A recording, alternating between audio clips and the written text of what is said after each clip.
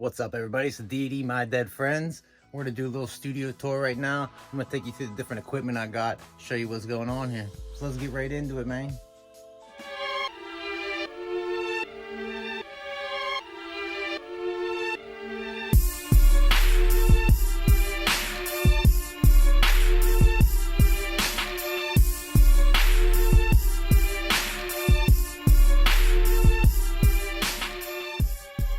Let's get down here. We're gonna start just working ourselves right around.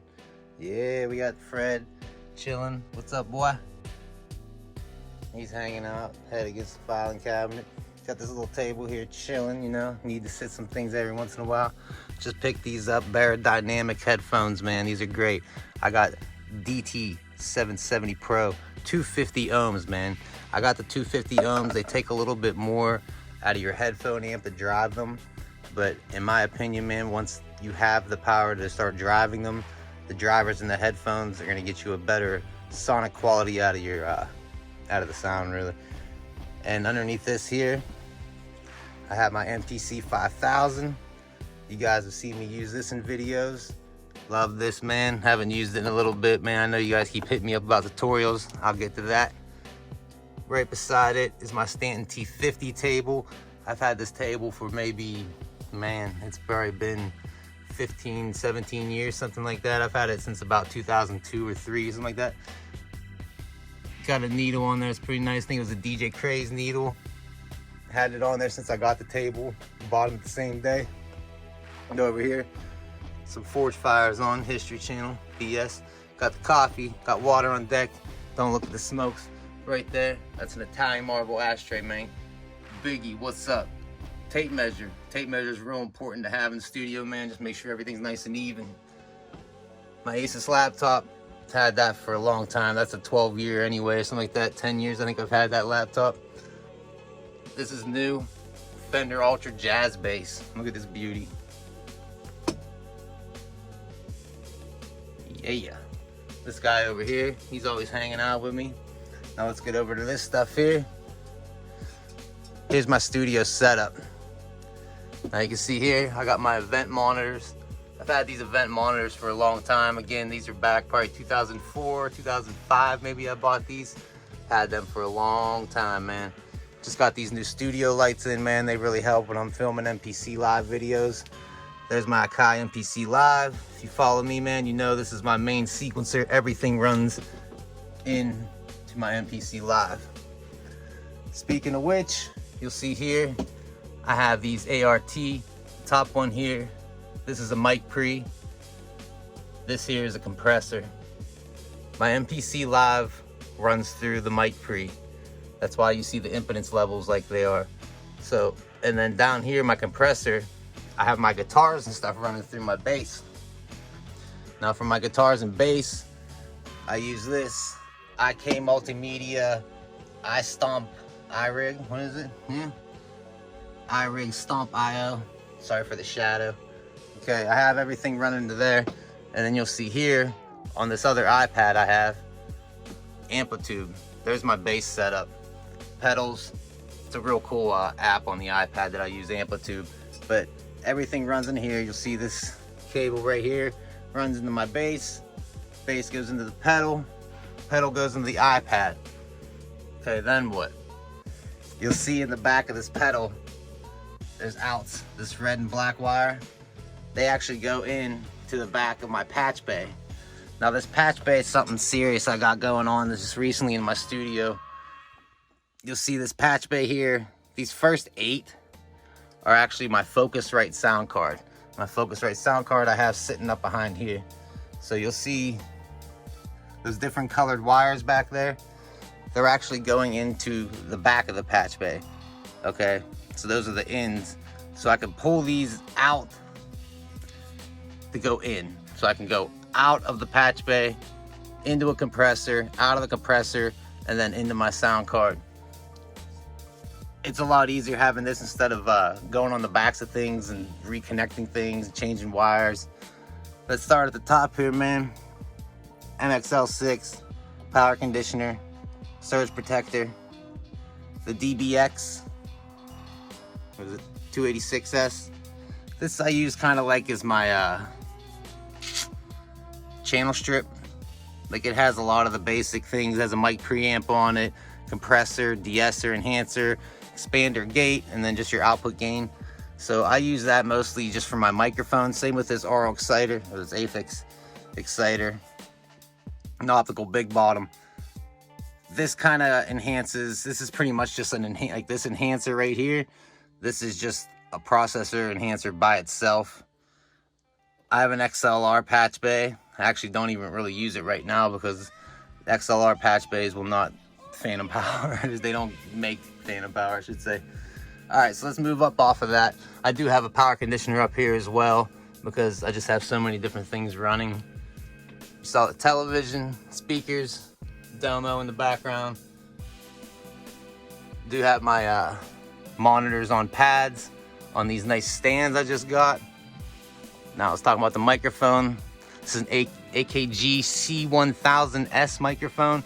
I put this foam pad up on it because I was doing a lot of the morning show and stuff like that.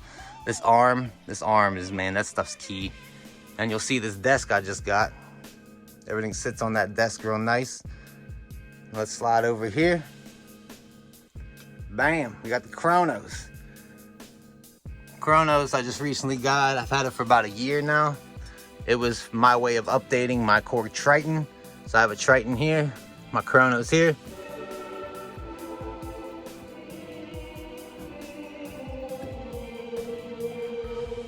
So I have everything running into the patch bay. That way, if I want a compressor on my Kronos, I can patch it right here, and I can have that compressor over there running through the sound of my Kronos. This thing here, I take this, and I have to sit it up on the chair so Fred don't sit on the chair at night, because he likes to sneak down here at night and sit on the chair. Let's get over here. You've seen this picture probably a couple times anyway on my videos. There's the case for the Fender Ultra Jazz bass I just got. Flake case, real nice Fender. Appreciate that. Let's get over here. This is the DJ Tech DIF 2S. This is a mixer I just recently got. Helped me do a little scratching. New turntable on deck. I did update from the T50. I wanted to get something new, so I got Stanton ST150 Mark II. You see that Q-Bert needle I got up on there too? Real nice, man. Love this table.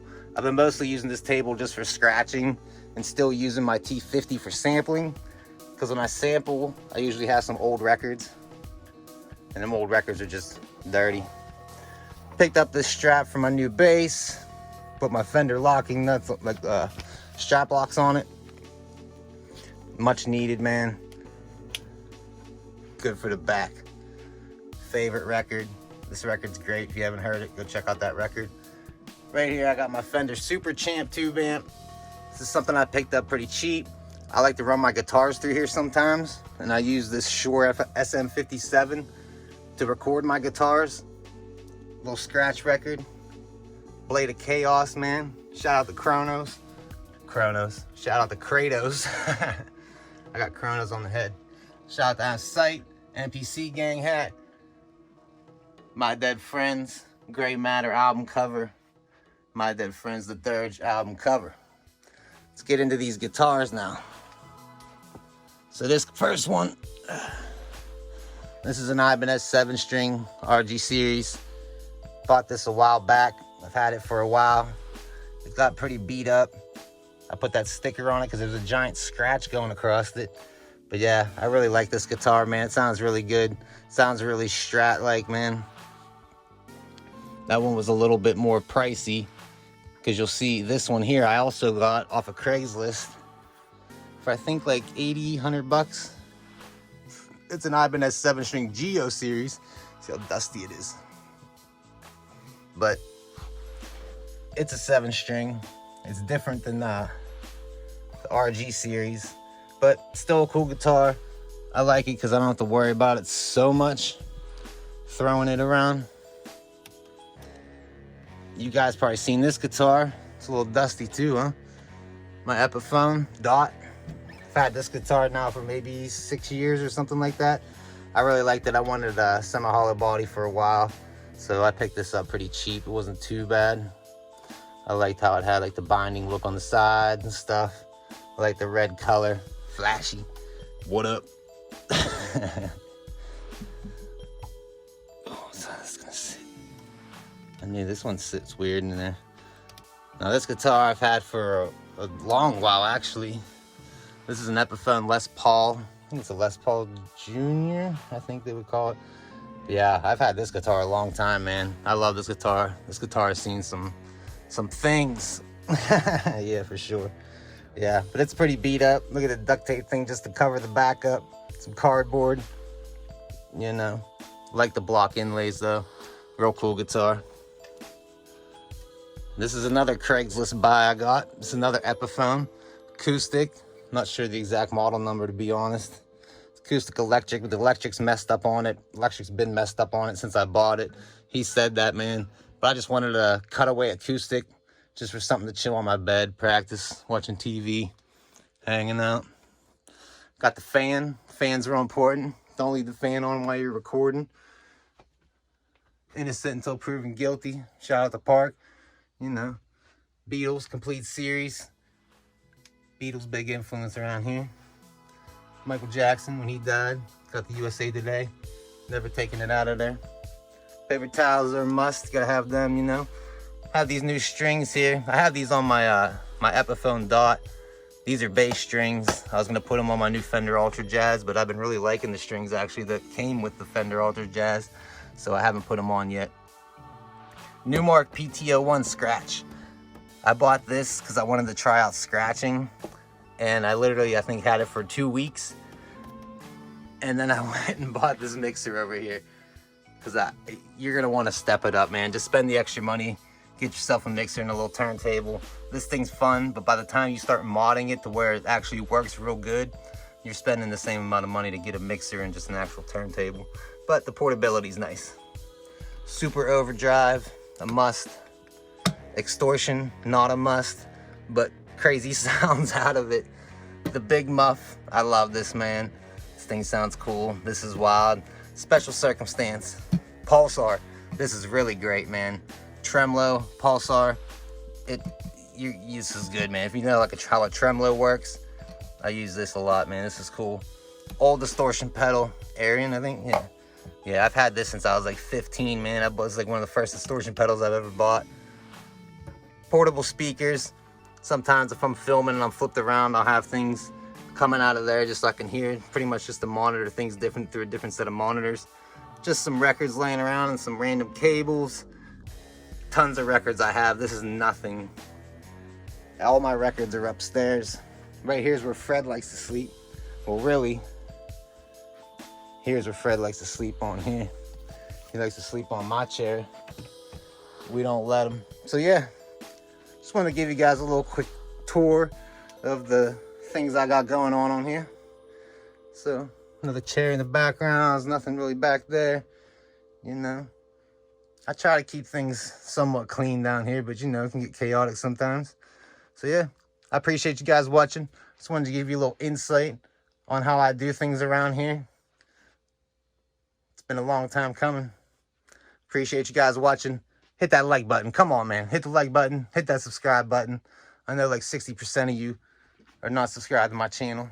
Subscribe now. Peace out, everyone.